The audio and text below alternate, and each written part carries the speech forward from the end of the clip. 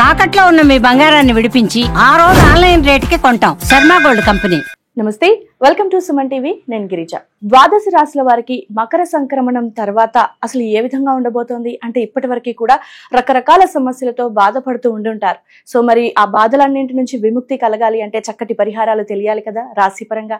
మరి ద్వాదశ రాశుల వారికి ఈ నెల 21వ తేదీ నుంచి 31వ తేదీ వరకు మరి ఏ విధంగా ఉండబోతోంది అని తెలియచేయడానికి ఇవాళ మనతో పాటు ఉన్నారు ప్రముఖ జ్యోతిష్య పండితులు బ్రహ్మశ్రీ నందిపట్ల శ్రీహరి శర్మ గురువు గారు. మరి వారి మాటల్లో తెలుసుకునే ప్రయత్నం చేసేద్దాం. గురువుగారు నమస్కారం. వాగర్థావివ సంపృక్తౌ వాగర్థ ప్రతిపత్తయే జగతః పితరౌ వందే పార్వతీ పరమేశ్వరౌ. సదాశివసమారంభాం శంకరాచార్య మధ్యమాం అస్మదాచార్య పర్యంతం వందే గురు పరంపరాం.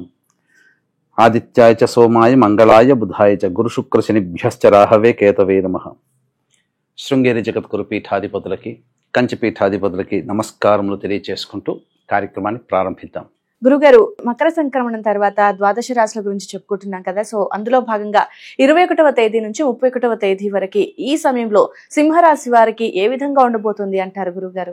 సింహరాశి వారికి కనుక గమనించుకున్నట్లయితే ఈ 21వ తారీఖు నుంచి 31వ తారీఖు వరకు గ్రహ సంచారం తెలుసుకుందాం.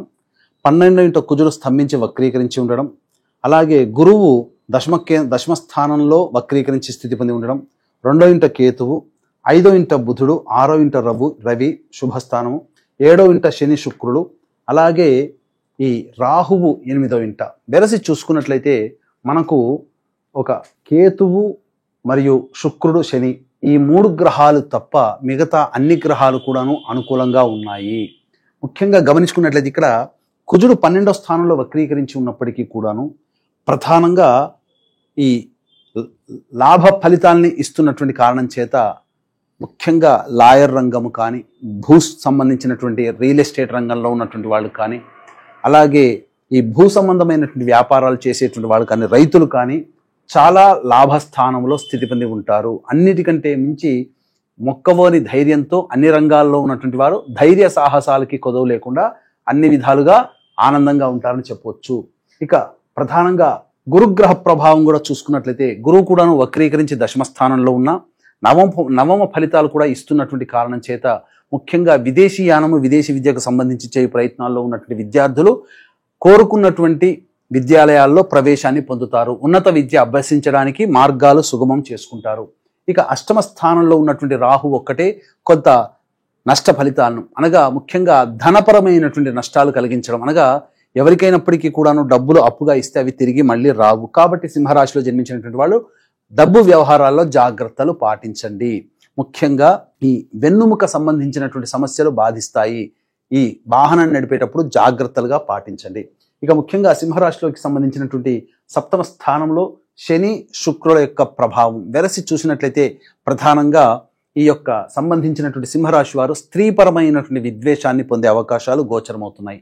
అకారణముగా స్త్రీల వలన కష్టాలు, కాబట్టి వాళ్లతో వాగ్వివాదాలు చేసుకోకపోవడమే చాలా మేలనేటువంటి విషయాన్ని గమనించుకోవాలి.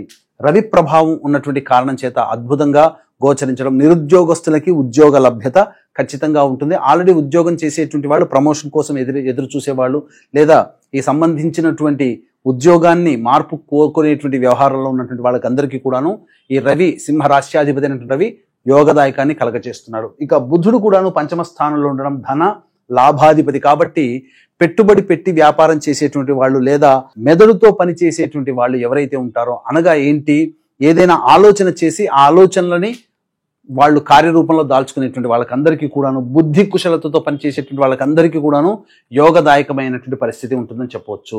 ఇక ముఖ్యంగా కేతుగ్రహ ప్రభావము కొన్ని అనుకోని సంఘటన వల్ల ఖర్చులు అనుకోకుండానే ఎక్కువగా జరుగుతాయి. ఊహించని విధంగా ఖర్చులు ఎక్కువగా ఉంటాయి. తర్వాత చెప్పొచ్చేది ఏమిటంటే ఎఫ్ఎంసీజీ రంగంలో ఉన్నటువంటి వాళ్ళు, రియల్ ఎస్టేట్ రంగంలో ఉన్నటువంటి వాళ్ళు, లాయర్ వృత్తిలో ఉన్నటువంటి వాళ్ళు, భూ సంబంధమైనటువంటి వ్యాపారాల్లో ఉన్నటువంటి వాళ్ళు, road side vendors, curry points, అలాగే తీర్థయాత్రలు, పూజా స్టోర్స్ నడుపుకునేటువంటి వాళ్ళు, రెస్టారెంట్స్, హోటల్ బిజినెస్, అలాగే ఎడ్యుకేషనల్ ఇన్స్టిట్యూషన్స్, జ్యువెలరీ రంగంలో ఉన్నటువంటి వాళ్ళు, వీళ్ళందరికీ కూడాను చాలా వ్యాపారంలో అనుకూలత ఎక్కువగా ఉంటుంది. ధనాదాయం కూడా చాలా చక్కగా ఉంటుంది. పేరు ప్రతిష్టలు పొందుతారని చెప్పవచ్చు. ముఖ్యంగా ఈ సంబంధించినటువంటి ఎడిబుల్ ఆయిల్స్, ఐరన్, స్టీల్ రంగంలో ఉన్నటువంటి వాళ్ళు, అలాగే చర్మ సంబంధ తోలు సంబంధమైనటువంటి వ్యాపారాల్లో ఉన్నటువంటి వాళ్ళు, 4th క్లాస్ ఎంప్లాయీస్గా ఉన్నటువంటి వాళ్ళు, ఎవరైనా కానీ 4th గ్రేడ్ ఎంప్లాయీస్గా ఉన్నటువంటి వాళ్ళు అందరికీ కూడాను కొన్ని కష్టములు తప్పవు. ముఖ్యంగా ఈ రాశిలో జన్మించినటువంటి స్త్రీలు ఇతరుల వలన ఎక్కువగా ఇబ్బందుల పాలయ్యే అవకాశాలు ఈ 11-12 రోజుల్లో గోచరమవుతున్నాయి. ఇక అన్నిటికంటే ముఖ్యంగా గమనించుకున్నట్లయితే ప్రధానంగా కుల వృత్తుల్లో, చేతి వృత్తుల్లో ఉన్నటువంటి వాళ్ళకి మంచి ఫలితాలు పొందుతారు. మంచి ధనాదాయం కూడా చాలా చక్కగా ఉంటుందని చెప్పవచ్చు.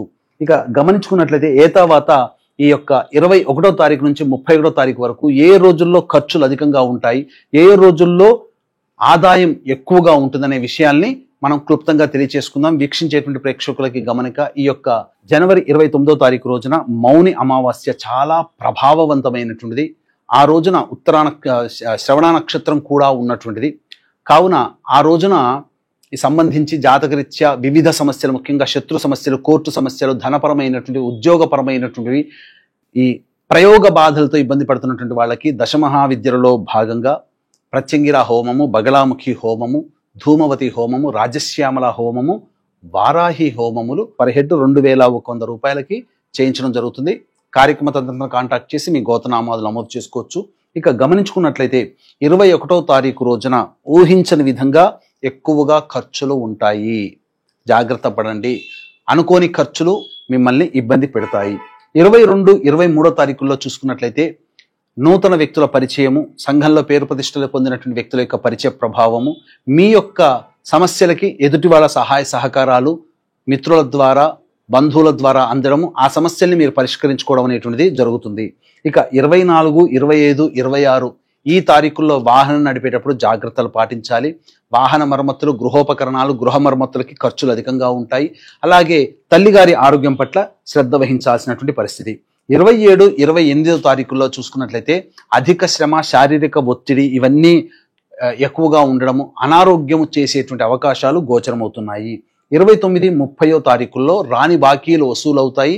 అన్నిటికంటే మించి మీ యొక్క ఖర్చులకి, అవసరాలకి మించినటువంటి ధనాదాయం మీకు కలుగుతుంది. 31వ తారీఖు రోజున మీరు చేసేటువంటి ప్రతి పనులలో ఎదుటి వాళ్ళ యొక్క సహాయ సహకారాలతో మీరు అన్నీ కూడాను సమస్యల్ని పరిష్కరించుకోగలుగుతారు. ధనాదాయం కూడా బాగుంటుంది. అలాగే దాంపత్య సమస్యలు, వ్యాపార భాగస్వామి సమస్యల నుంచి కూడా బయటపడతారని చెప్పవచ్చు.